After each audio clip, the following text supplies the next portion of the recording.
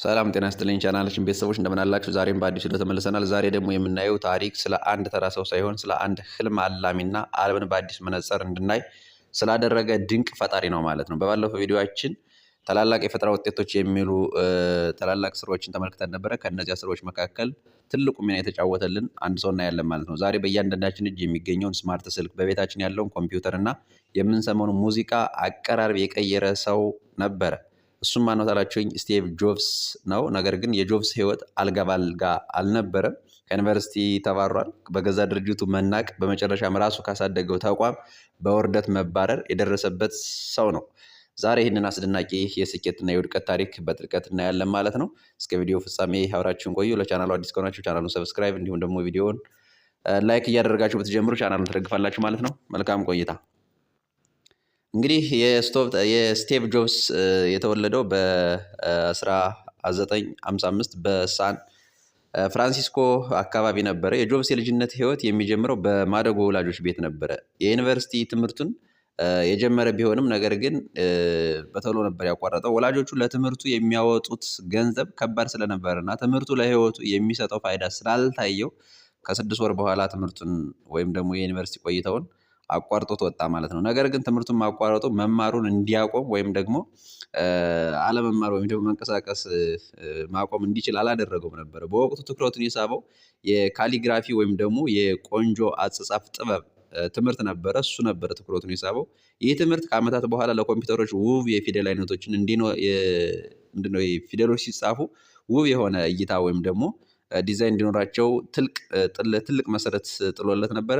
በ21 ዓመቱ ከጓደኛው ጋራ በመሆን በወላጆቹ ቤት ጋራዥ ውስጥ አፕልን መሰረተ ማለት ነው። ዛሬ እንግዲህ በዓለም ላይ ያለው ታዋቂው አፕል በዚህ ሰው ነው የተመሰረተ ማለት ነው። የመጀመሪያውን ኮምፒውተር ለመስራት ጆብስ ምንም ገንዘብ ስላልነበረው የራሱን መኪናና የጓደኛው ደግሞ ትልቅ በጣም ውድ በዘመኑ የነበረ ትልቅ ካልኩሌተር ነበረው።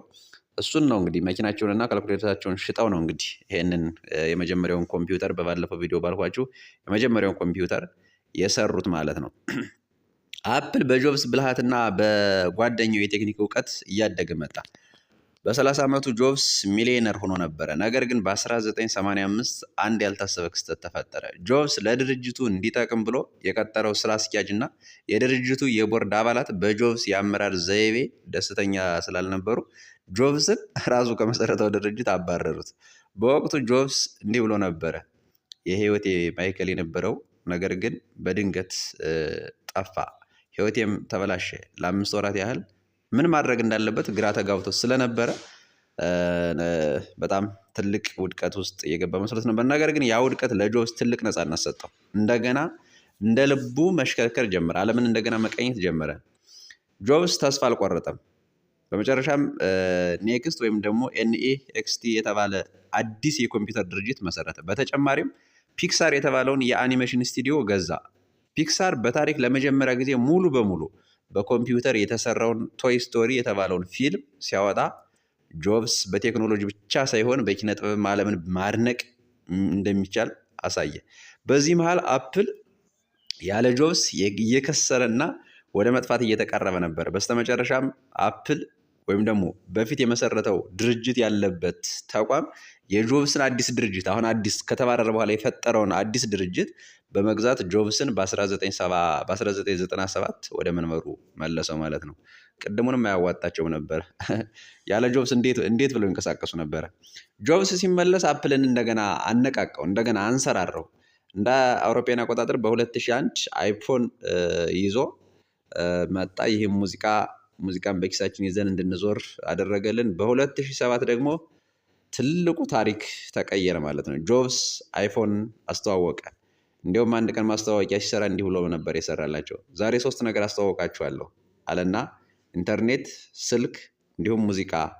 ነገር ግን 3ቱም በአንድ መሳሪያ ውስጥ ነበሩ። ጆብስ ስታይ ሃንግሪ ስታይ ፎሊሽ የሚል መፈክር ነበረው።